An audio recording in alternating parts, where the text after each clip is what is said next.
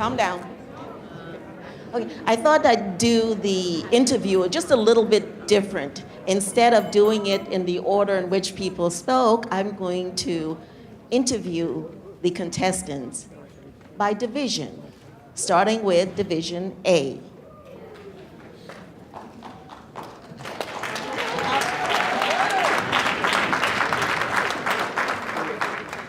Our contestant from Division A is Bill Butte.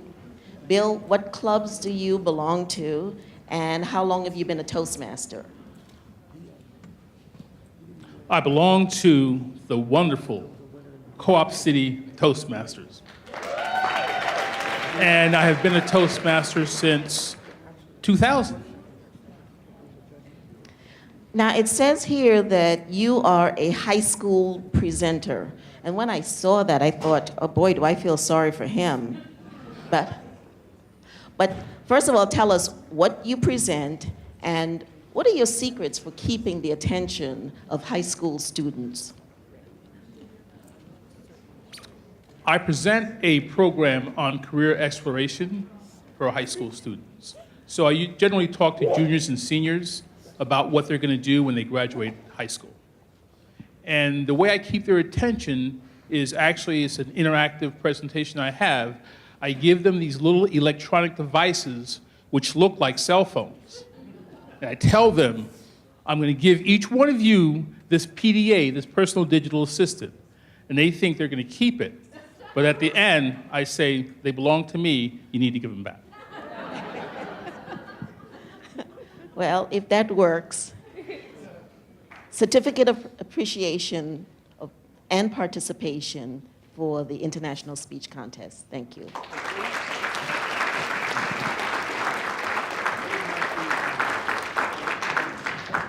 Good, you got it. Division B, Michael Schaefer.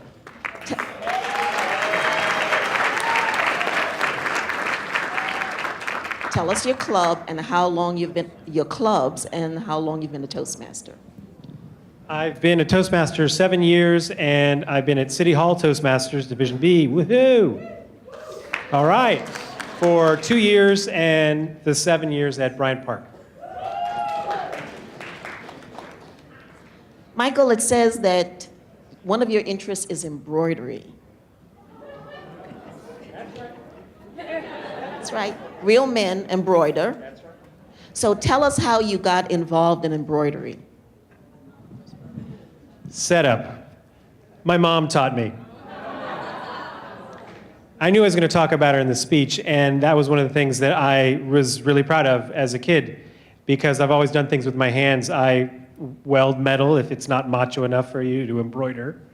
So she didn't know how to weld, but she taught me how to embroider, and I'm working on a sampler about her life right now. So.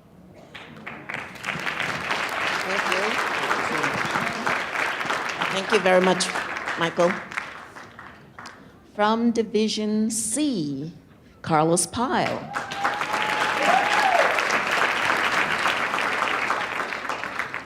You know the drill.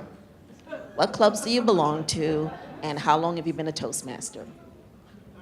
I'm a member of 3 clubs, Leadership Roundtable, Mini Toastmasters, and Perky Talkmans. Tonight, I represent Leadership Roundtable. I've been a Toastmaster. Well, August will be 3 years.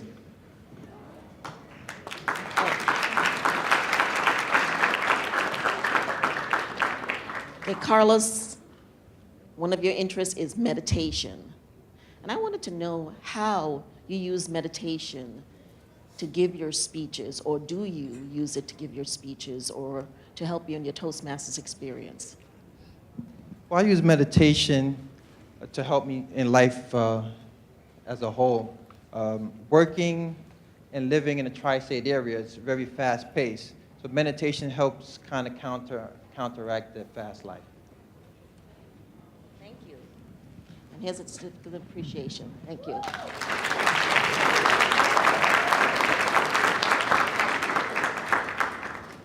From Division D, Stephen Ma.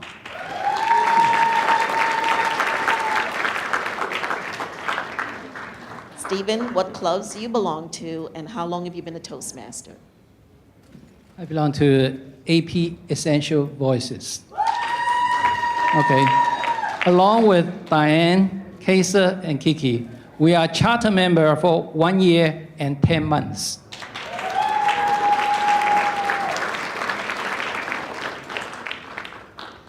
Well, Stephen, as a self-prescribed tiger dad, what advice do you have to give to the other dads out there about how they could be a tiger dad too? I again want to quote Obama, President Obama, in the State of the Union address. We need to out-educate, out-innovate the rest of the world in order to compete.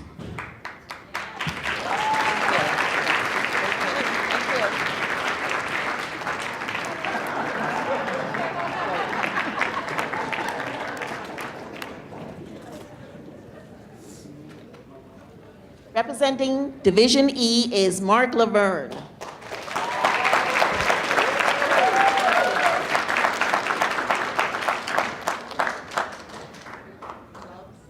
Okay, well, well, thank you very much, Elaine. Let's hear it for Elaine Rogers. Isn't she doing a great job tonight?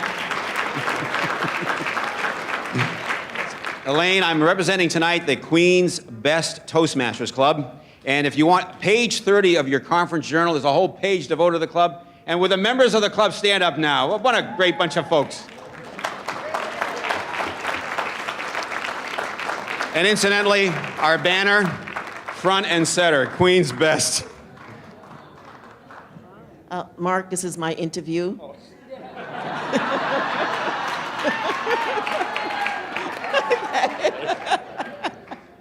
Okay. Among your many interests, you say history. And I thought, I enjoy history too. What's your favorite period in history? And is there a particular history that you like American history, European history, world history? Tell us about it. Well, thanks very much, Elaine. I like them all. The reason why I like history, any of you ever wanted to do time travel when you were a kid? Okay, well, history allows us to kind of do time travel. We can go back in time and sort of be there. You know, sort of like a little bug on the wall, as you know, Custer. No, we don't. Let's not talk about Custer. Bad story. But in any event, history just allows us to sort of go beyond, to transcend the limitations of our time and place. So many of us are, the reason why our culture in some respects is so rudderless is that we believe that here and now is all that matters. So history allows us to go beyond the current time and to be rooted in timeless, eternal truths. And that's why I love history and study it so much. Certificate of participation to you. Thank you. Thank you very much. Okay. And from Division F, Patrick Astray.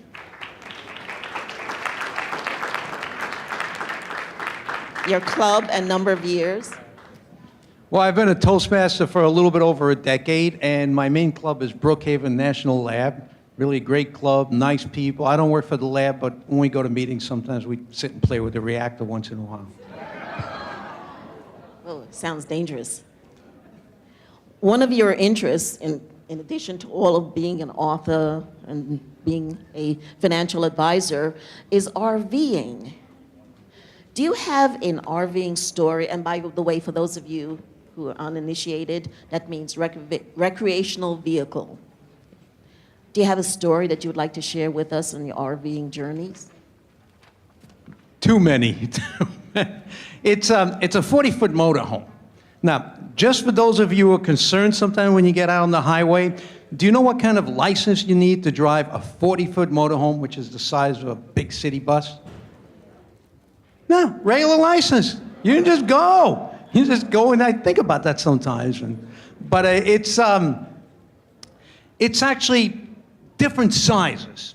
Normally it's 40 foot. When you have to park it, it's like about 200 feet. And just this summer, it was a Smiths Point Park, not too far. You have to remember the length of it and the levelness of the ground.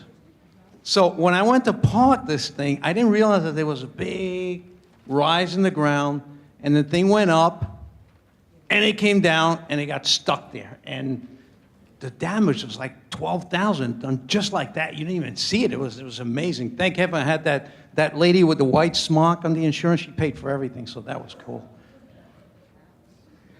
Some story. I suppose there's a speech in there somewhere. I'd like to present you a certificate of participation for the International Speech Contest. Thank you.